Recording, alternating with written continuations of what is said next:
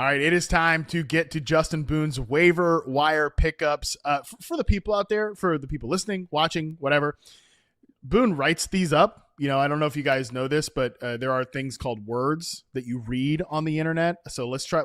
Boone, the goal of this season is to get people reading. So we want people to actually go to the column and read your in-depth thoughts on just an absolute ton of players. But for the show, at each position, Boone is going to give us a must-add at each position, and then one deep sleeper that your league may be sleeping on. Let's start at the quarterback position. Who are your pickups this week? So if you're looking for just a streamer type, there's guys like Matthew Stafford, there's guys like Aaron Rodgers. There's always going to be guys like that you can pick up, but we don't necessarily need those guys right now. We're not dealing with bye weeks or anything. So I'm looking at players that I think could potentially become difference makers at some point down the road. And we have to look at Daniel Jones for that, right? I don't know that any of us expected to have Daniel Jones come out and just destroy in week one the way that he did, but he looked really good in that offense. We've seen him put up decent fantasy stats before, right? Like if you look to 2022, he was the QB 11 in fantasy points per game that year.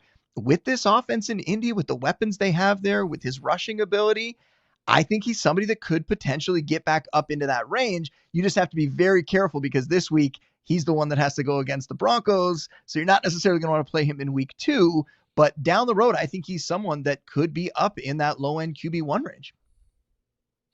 And who is your second kind of like deep sleeper here? This one's a little bit further down. We're looking ahead a little bit more, but Jackson Dart on the Giants. We saw right away, Russell Wilson, he is not going to be under center for long in New York. It did not look good. Brian Daboll after the game didn't even want to commit to him as the starter. He came out today and said, okay, we intend to start Russell Wilson this week. I assume that's the way they'll go, but I think we're going to see Jackson Dart out there a lot sooner than people expected. That's why I was taking him as my QB3 in best ball drafts, because I figured very early in the season they were going to turn to him.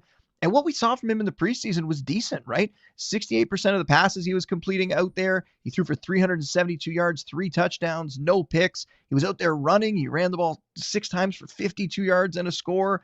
And we know how valuable that rushing production can be. So if he gets out there, he's also somebody that people are going to be able to consider putting right into their lineup. If he's going to run like that, they have enough weapons around him in New York. I think he could be interesting for fantasy. Yeah, I agree with you. And I just think they want to wait until Andrew Thomas is back there, because we got yet another piece of evidence that when Andrew Thomas is not out there, left tackle for the Giants, that offensive line is not functional. Speaking of not functional, the Browns are not a good offense. And yet, because this, to me, Boone, seems like a pretty gross week at the waiver wire running back spot, you've got 2 Browns here at this position. And I normally won't put guys in the article that are over 50% rostered because that just seems unfair. But this is one circumstance where I did. Quinshon Judkins, such a strange situation, right? He ends up signing a contract on the eve of the season.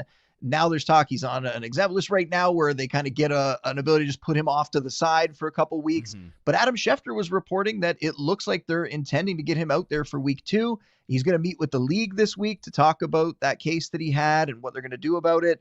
So we don't know. There could be a potential suspension at some point, but he is the player that they drafted to be the lead back in that backfield in Cleveland. And if he's out there in week 2, if he's out there soon, I don't think it's going to take long for him to get to the top of the depth chart. Now, in week 1, we expected there to be a committee there between Dylan Sampson, the other rookie that they took, and Jerome Ford. It was mostly Sampson out there this week. He was catching a ton of passes, and I think that projects pretty easily moving forward. If Judkins is out there, it's going to be Judkins on early downs as the lead guy, and Sampson getting the pass volume and producing that way. So we could see Judkins be a QB3 with RB3 with RB2 upside, and then we could see Sampson, because of the pass catching ability, get into that RB3 flex range. So I think both these guys should be rostered everywhere. And right now they're both kind of around the 50% rostered mark.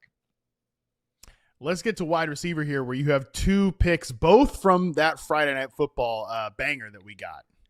Yeah, and Hollywood Brown isn't somebody that I'm normally recommending picking up, but as we talked about earlier, because of all the injuries in that receiving core, he's just the last man standing here. We have Rashee Rice out for 6 games with the suspension. We have Xavier Worthy. We don't really know when he's going to come back from this shoulder injury. We have Travis Kelce clearly in decline. Even with all those other guys out, Kelce didn't do that much in that Friday night game. So now you just have to have Brown step up. And in that game, we saw 16 targets for him, 99 yards in that game, 10 receptions. He basically has to be Patrick Mahomes' number one target here. And so for this next little while with those guys out, he can give you wide receiver 3, maybe up to wide receiver 2 value in your lineup. I think you have to go out and pick him up. The other guys in that receiving court, Juju Smith-Schuster, Tyquan Thornton. Hopefully Jalen Royals comes back and we can see Jalen Royals actually do something, because I think they were hoping that he'd be able to step into that Rice role. But right now, Hollywood Brown is the guy to roster there and is somebody that I think you could just slot right into your lineup as a volume play. Your next guy you've got here, Quentin Johnston. I know people love to hate on QJ, man, but like, he's a functional NFL receiver. He's volatile. He's mistake prone. There's going to be a lot of variance, but when you can get him rumbling after the catch, we saw this, Boone, like he can make some plays.